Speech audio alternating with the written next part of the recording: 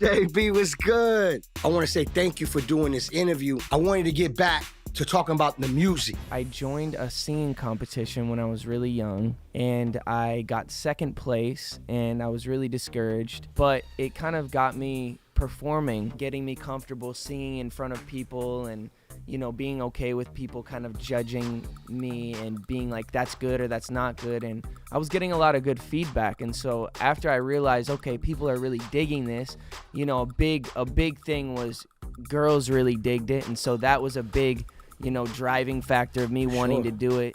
Me and my mom come from literally nothing. My mom worked multiple jobs to provide. We were on geared to income housing. My mom was on mother's allowance, and just so I wanted to be able to help provide for my family. So I started singing in front of this festival theater, and I'll put my guitar case out, and hopefully if people like it, they'll throw in some dough. So people kept coming, and they were surrounding the guitar case and were throwing in money, and so I kept coming back every day, and eventually made enough money to take my mom and I to Florida and went to Disney World. That was kind of like how it all got started.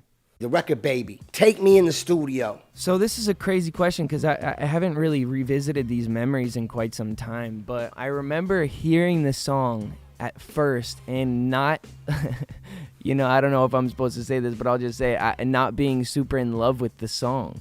It was just a reference, and I remember Scooter saying to me, you got to get over the reference. Because I'm sure it's written by The Dream, and obviously he's so talented. Shout out to The Dream, but he moves so quickly, and so he's not stopping to get the lines perfect, and so it's just a scratch vocal. But for me, that's all I could reference it off of. So I'm like, I'm not sure about it. But when I got my voice on it, I immediately was just like, this is such a special record. Despacito. Did they ask you to do it, or you just in love with the music so much and you just did it?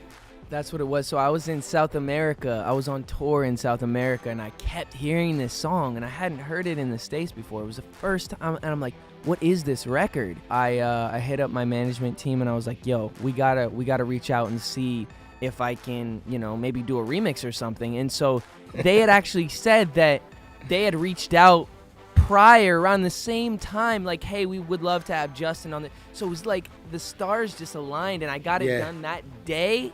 Wow. And it was out the next week, and it's freaking crazy. The album Justice. This album means so much to you and so much to the world. Talk to me about this album and the title.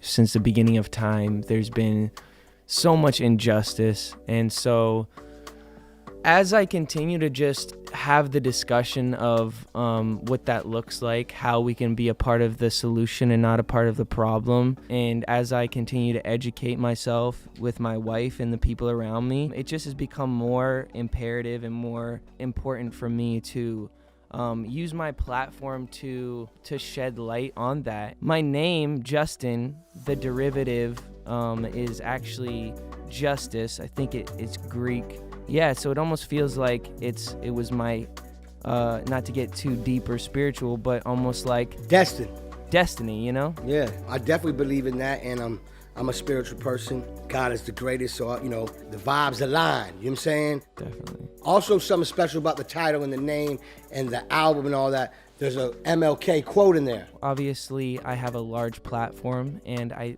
just think this younger generation, there is a little bit of a disconnect, and there can be a little bit of a disconnect. So I think my objective here is just to amplify his voice. I want to personally thank you, especially through this pandemic, all the greatness that you've been putting out on your social media, awareness and making things better. Thank you. What is the favorite song? And I know as an artist and as a producer, like that's kind of a hard question, but what's your favorite song off this new album? It changes all the time, but I just feel like this song called Love You Different on the album, there's so much rhythm and movement to it, and I think the world really needs to dance right now because we've been so stagnant. So it's like one of those songs that really makes you want to move. Talk to me about the song Peaches, and I know you got a feature on there. Peaches. Daniel Caesar on there, you know what I'm saying? Yes, sir. So that's featuring Daniel Caesar and another artist named Giveon.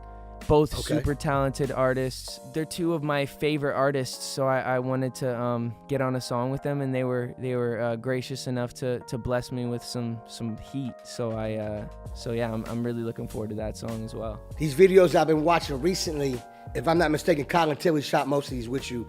Yes, sir. How's that collaboration work? And are you getting with him on the treatment? I think what's cool about Colin Tilley and I is we've been working together. I think he shot my second music video. This video I did called Never Let You Go. We shot it in the Bahamas.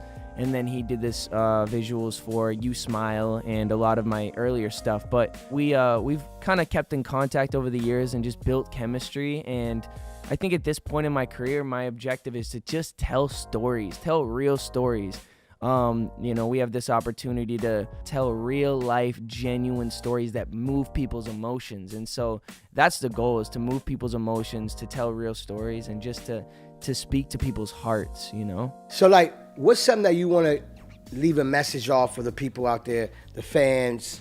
What do you want them to take from this album, Justice? Justice, this album, is just meant to, encourage people. I think in my mission statement, I was just talking about how the music is such a great way to connect people and bring people together and, remind people that they're not alone. So I think my goal in this is just to provide that safe space, that music that is comforting, the music that makes you want to move and groove. And, there's so many moments when you're just sad and you just go into a car with your friends and you put on this music and it uplifts your spirit. It makes you feel good. It's like, you can be, depressed or heartbroken, and you put on music that makes you feel. It makes you, snap out of it. New artist-wise, is there any new artists that you liking, you seeing, you feeling that's playing in your car? Or?